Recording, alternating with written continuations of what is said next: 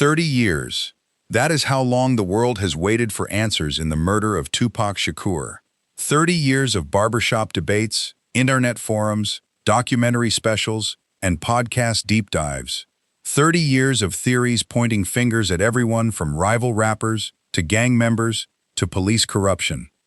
And now, after all that time, the case that refused to die has taken a turn that almost nobody saw coming. The name attached to this new twist is not Suge Knight. It is not Orlando Anderson. It is not even the man currently sitting in a Clark County courtroom right now. The name that has suddenly entered the conversation is Sean Diddy Combs. Let me take you through exactly what is happening, because this story is moving fast, and a lot of outlets are already running with headlines that make it sound like a done deal. That is not where we are yet. But we are closer than we have ever been in 3 decades. Dwayne Keefe Davis, the man prosecutors say orchestrated the murder of Tupac Shakur, is currently on trial in Las Vegas. Jury selection started earlier this month, and testimony is already underway. Davis is not accused of pulling the trigger himself. Prosecutors say he was the one who organized the hit. They say he obtained the weapon and passed it to the back seat of that white Cadillac from which the shots were fired. Under Nevada law, that is enough to charge him with murder, even if he never touched a gun himself. The legal term for this is aiding and abetting, and it carries the same weight as pulling the trigger. But here is where this case goes from being about one man to potentially being about one of the most famous music moguls in history. According to a new report from The Telegraph, a source close to the Clark County District Attorney's Office has indicated that if Davis is convicted, that verdict could open the door to criminal charges against Sean Diddy Combs. The source put it plainly.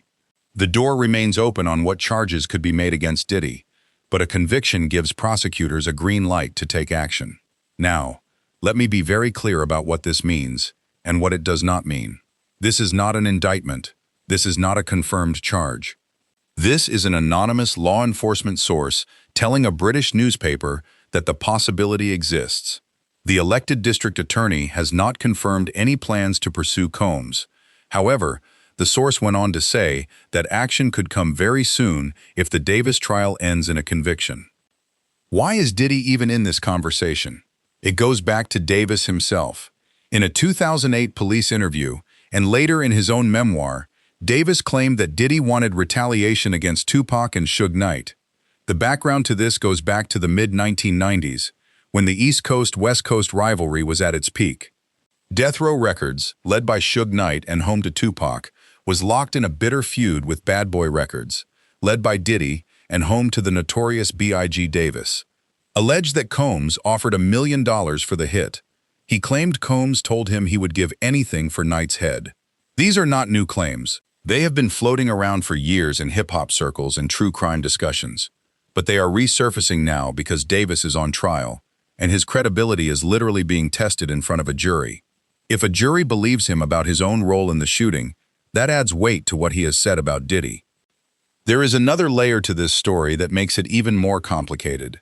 Dwayne Davis has a long history of making public statements about his involvement in Tupac's murder. In fact, it was his own words on camera and in his memoir that eventually led prosecutors to charge him in 2023. For over 25 years, nobody was charged in this case. The investigation went cold. It was resurrected periodically by documentaries and amateur investigators picking apart old police files. But it was not until Davis started talking openly that law enforcement felt they had enough to make their move. That is an important detail because it shows you how much of this case hinges on Davis' own testimony. He is not just the defendant. He is also the star witness in a very real sense. Everything he has said about Diddy comes from his own mouth, and now he is sitting in a courtroom with his freedom on the line. Now, let us talk about Diddy's current situation, because it matters. Sean Combs is already serving a 50-month federal sentence after being convicted last year on related charges out of New York. Those charges were separate from the Tupac case. They involved other allegations that have been well documented in the media. The point is that Diddy is already behind bars.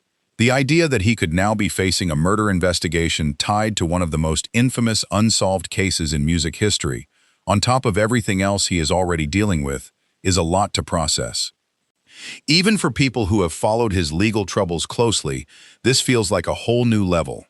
But we have to remember that Diddy has denied any involvement in Tupac's murder for decades. Las Vegas police have said publicly that he has never been actually considered a suspect. That could change, but as of right now, he is not formally a suspect in this case. There is a wild detail from this trial that a lot of people have not actually heard yet. During the second day of proceedings, there was an actual shooting incident near the Las Vegas courthouse. This happened during a lunch recess while Tupac's own family, his sister and stepbrother, were inside the building. That gives you a sense of how much tension is still wrapped around this case 3 decades later. It is not just a legal proceeding. It is an event that still carries real-world danger and emotion. The fact that a shooting happened so close to the courthouse, while the victim's family was present, tells you that this case is far from a dry legal exercise. People are still passionate about it. People are still willing to commit violence over it. That is the kind of detail that reminds us all why this story matters so much to so many people. Let us talk about the timeline because it definitely matters for understanding the full picture. Tupac Shakur was shot 4 times on September 7, 1996. He was riding in a car with Suge Knight after a Mike Tyson fight at the MGM Grand in Las Vegas. He died 6 days later on September 13th. He was only 25 years old. For over 25 years, nobody in this case was charged. The case went cold. It was resurrected periodically by documentaries, podcasts, and amateur investigators picking apart old police files. It was not until 2023 that Dwayne Davis was finally arrested and indicted. And the reason he was indicted is largely because he made so many public statements about his own involvement. He talked in interviews, he wrote a book, he put his own words out there.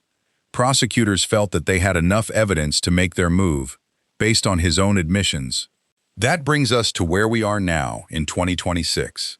We are watching the case finally go to trial, and we are watching it potentially become the doorway to something much bigger. So what actually happens if Davis is convicted? Prosecutors have said that a conviction opens the door to looking at Diddy formally. That does not mean Diddy will definitely be charged. It means the legal pathway becomes clearer. The district attorney's office would have more leverage. They would have a conviction that proves a jury believed Davis' account of the murder. That would make it easier to build a case against anyone else who was allegedly involved. On the other hand, if Davis is acquitted, the charges against Diddy will pretty much go quiet, at least for now. Prosecutors would lose their main witness and their main narrative. Without a conviction, the link between Davis and Diddy becomes much harder to prove in court. So the outcome of this trial is genuinely a fork in the road. One path leads to the possibility of charges against one of the biggest names in music history. The other path leads to the case going cold again, possibly forever. Now, what do we actually know, and what is speculation? We know that Davis is on trial right now. We know the charge is murder, with a deadly weapon, with a gang enhancement attached. That is a serious charge. It carries a potential life sentence. We know that one anonymous source has said a conviction could lead to action against Diddy. We know that Davis has claimed in the past that Combs solicited the killing. We know that Combs has denied it and has never been named a suspect by police until now. Everything else, actual charges, an actual indictment, an actual case against Diddy, that is still up in the air. It depends entirely on what happens with this jury and on a decision the district attorney's office has not made yet. We are in a waiting period. I will be honest with you. This is one of those stories where it is tempting to run straight to the biggest possible headline. Diddy's name attached to Tupac's murder is about as big as hip-hop stories get.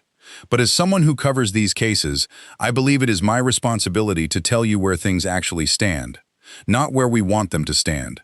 Not where the most dramatic version of the story would take us. But the actual reality of a courtroom proceeding that is still unfolding. Right now, the confirmed story is that a 30-year-old case finally has a man on trial for it. That man is Dwayne Davis. He is accused of organizing the murder of Tupac Shakur. He is facing a jury in Las Vegas. His fate will be decided in the coming weeks. Depending on how that trial ends, the next few months could bring one of the biggest developments hip-hop has seen in years.